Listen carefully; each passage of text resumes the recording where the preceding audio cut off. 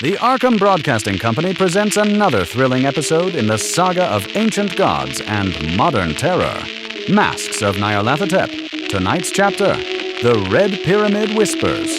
Brought to you by Ovaltine, the choice of smart explorers everywhere.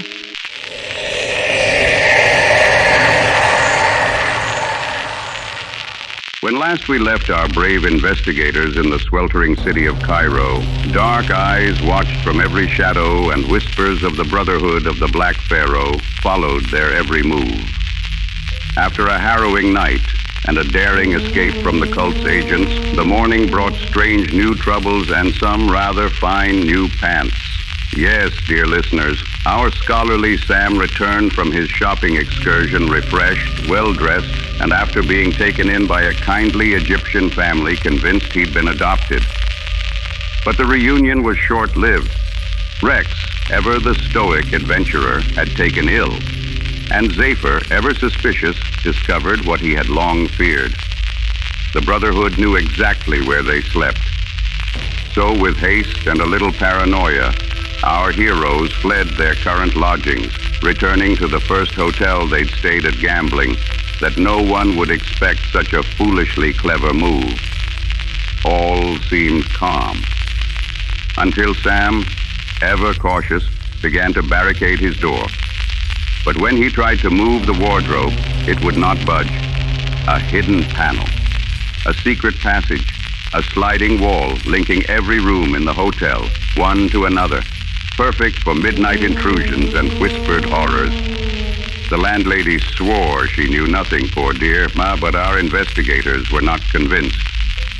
Still, she promised to have the passages boarded up by evening. And so, with the sun burning low and the Nile wind calling, the party set off for the village near the Meidum Pyramid, a name whispered before his untimely death by their contact, Nuri Fanza Naijan. Up the Nile they sailed, Zafar at the helm, searching for the right Nuri, for it seemed half of Egypt shared the name. But at last they found her son, a scarred and haunted man, flesh torn by some wild beast from the desert. He spoke of the Carlisle expedition and of dark forces unleashed beneath the sands. He reluctantly brought them to his mother Nuri, but what they found within her house would chill the blood of even the hardiest explorer. There she sat, mutilated but alive, her jaw torn away, her hands long gone. And yet, when our investigators entered, she stirred for the first time in years. With wild eyes, she gestured toward a wicker basket marked with strange occult symbols. Inside, Sam discovered a fragment of carved limestone, white and pink, etched with alien markings. The moment he touched it, the old woman fell back into her stupor. Valerie peered into her aura and saw nothing.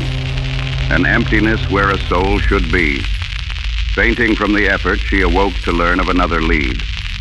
Nuri's son remembered a Frenchman, Warren Besant, the name ringing a dark bell in Zafar's mind, the very person who invited Roger Carlyle to Egypt all those years ago. The next morning found our investigators back in Cairo, in the dusty halls of the Egyptian Museum. Dr. Kafur, their steadfast ally, examined the fragment and confirmed their fears. It came from the limestone of the Red Pyramid, long whispered to be cursed.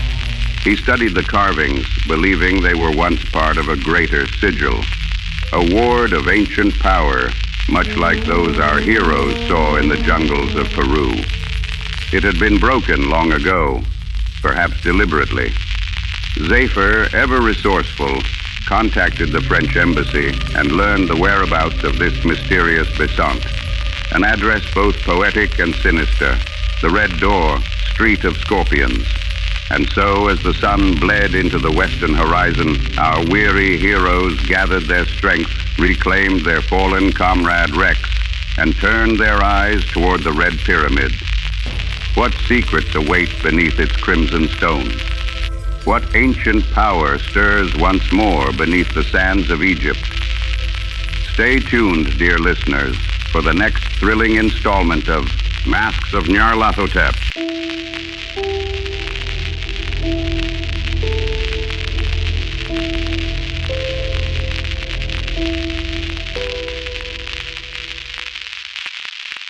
Brought to you by Ovaltine. Nourishment for the body, courage for the soul, and comfort after any eldritch encounter.